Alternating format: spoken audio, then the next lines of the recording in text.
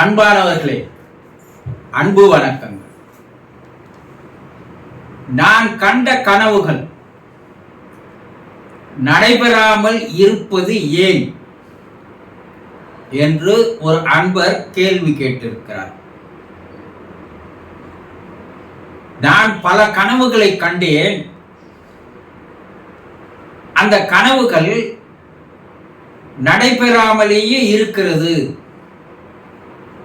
அது ஏன் குருஜி? இப்ப கனவுகள் எல்லாம் நடைபெறாதா? கனவுகள் நனைவாகாதா என்று அவர் கேட்கிறார். கனவுகள் யார் வேண்டுமானாலும் காணலாம். அப்துல் கலாம் அவர்கள், நீங்கள் காணுகின்ற கனவுகள் பெரிய கனவுகளாக காணுங்கள் என்று சொன்னார். ஆனா நம்ம பெரிய கனவுகள் காண்கிறோமா? இல்ல. நமக்கு என்னன்னா, சின்ன சின்ன கனவுகள் நிறைவேறினாலே போதும். ஒரு பெரிய சாதனையை சாதிக்க வேண்டும் என்று கனவு காண்பது இல்லை. ஒரு பெரிய லட்சியத்தை, குறிக்கோளை வைத்துக் கொண்டு கனவு காண்பது இல்லை. நம்ம காண்ற கனவு என்ன? கார்ல போனோம் கனவு. மற்றவர்கள்கிட்ட இருக்கிற பொருள் நமக்கு வேணும்ன்ற கனவு. ஒரு வீடு கட்டணும்ன்ற கனவு. கல்யாணம் நடக்கணும்ன்ற கனவு. பெரிய படிப்பு படிக்க வேண்டும் என்ற கனவு. சராசரி மனிதர்கள் காணுகின்ற கனவுகளைத்தான் நாம் காண்கிறோமே தவிர, ஒரு பெரிய லட்சியத்தை, குறிக்கோளை நாம் கனவு காண்பதில்லை. சரி, கனவுகள் காணுகின்ற கனவுகள், அந்த கனவுகளை நீங்கள் தொடர்ச்சியாக மறுபடியும் மறுபடியும் அந்த கனவுகளை பற்றி நினைத்து பார்க்கிறீர்களா? அங்கதான் கேள்வி, அங்கதான் சந்தேகம். நேற்று கண்ட கனவு இன்று மறந்து விடுகிறீர்கள். இன்று காணுகின்ற கனவு நாளை மறந்து விடுகிறீர்கள். அப்ப அந்த கனவு என்பது உங்கள் ஆழ் மனதில் போய் பதிவாவதே இல்லை.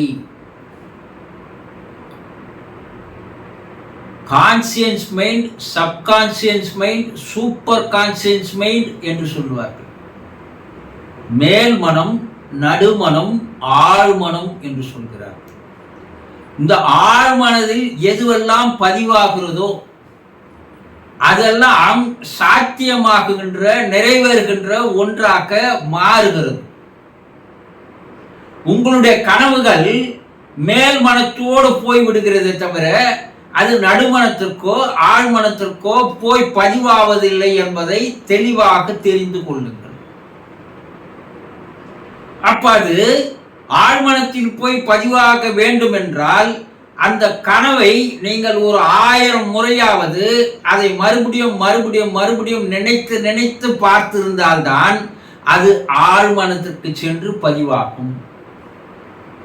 ஆழ்மனதிலே பதிவாகின்ற அந்த கனவு மேலும் மேலும் நீங்கள் அதை நினைத்துக் கொண்டிருக்கும் போது ஆழ்மனத்திற்கு அடுத்த ஒரு ஸ்டேஜ் இருக்கிறது. அதற்கு பிரபஞ்ச மனம் என்று பெயர்.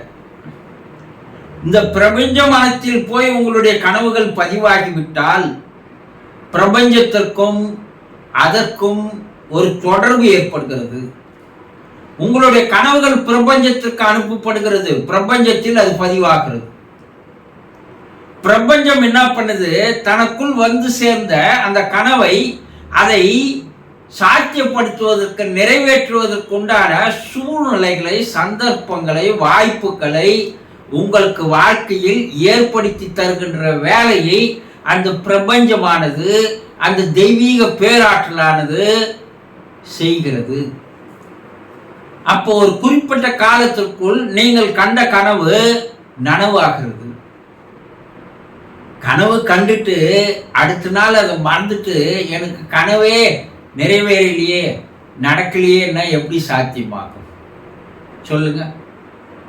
அந்த கனவை நீங்கள் மறுபடியும் மறுபடியும் மறுபடியும் உங்கள் மனத்தில் அந்த கனவை நீங்கள் ஓட விட்டு கொண்டே இருக்க வேண்டும். உங்களுடைய மனக்கண்ணில் அந்த கனவு காட்சிகள் ரூபங்களாக மாற வேண்டும்.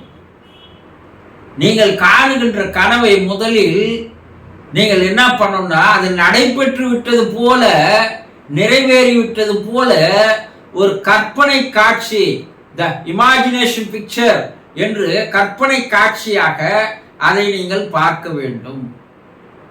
மிக எளிதாக ஆழ்மனத்திற்கு சென்று பதிவாகின்ற ஒரு சூக்குமமான வழி என்னன்னா, நீங்கள் கண்ட கனவை காட்சியாக பார்ப்பது.